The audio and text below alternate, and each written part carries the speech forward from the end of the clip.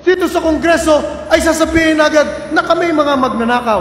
Ginoong Speaker, panahon na po siguro dapat tumindig tayo na ang Kongresong ito ay hindi Kongreso ng mga magnanakaw, kundi Kongreso ng mga kinatawan ng mga Pilipino na naniniwala may gobyerno na nagsisilbi sa tao.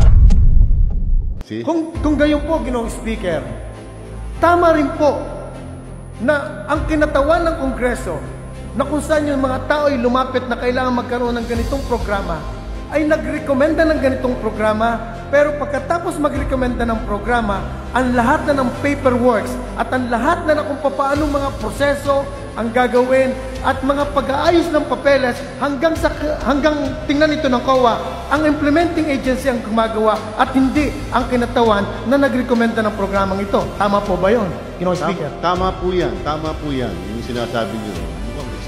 Salamat po, Ginoong Speaker. Akin lang kung medyo kaya ako nagtanong ng gano'n at baka nga ako'y nagkakamali.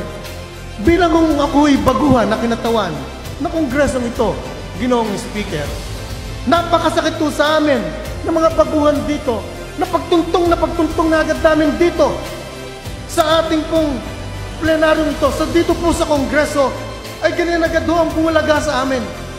Pagtungtong at pag-iyapak na agad namin dito sa Kongreso ay sasabihin agad na kami mga magnanakaw.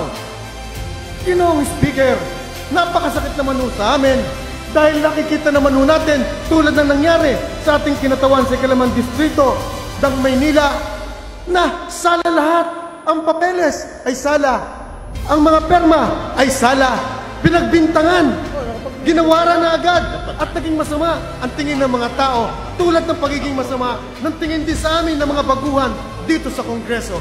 Ginoong Speaker, napakasakit sa amin dahil hindi mismo lamang ako na kinatawan na ikalawang distrito ng lalawigan ng Batangas, ang kagalang-galang na kinatawan ng ikalimang distrito ng Maynila, Amado Bagatsing. Hindi lamang po ang kinatawan ng marami dito na iba't ibang distrito na individual na tinutulik sa nagiging masama sa paningin ng mga tao, kundi ang buong institusyon ng Kongreso ay nagiging masama sa tingin ng tao. Ginoong Speaker, sa nangyayari niyan po, siguro naman po, kailangan naman ipakita natin kung ano po talaga ang tunay na larawan sa pagsasakatuparan ng mga programang yan.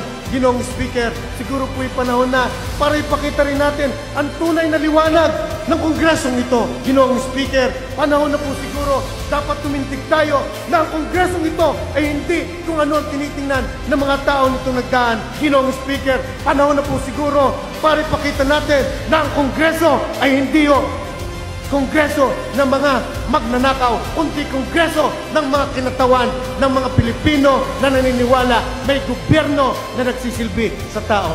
Maraming po salamat, Ginoong Speaker. Maraming po salamat sa kinatawan natin sa ikalimang distrito ng Maynila. Maraming salamat din, kagalang-galang na Rani Abu mula sa pangalawang distrito ng Batangas. Well taken, Honorable Abu.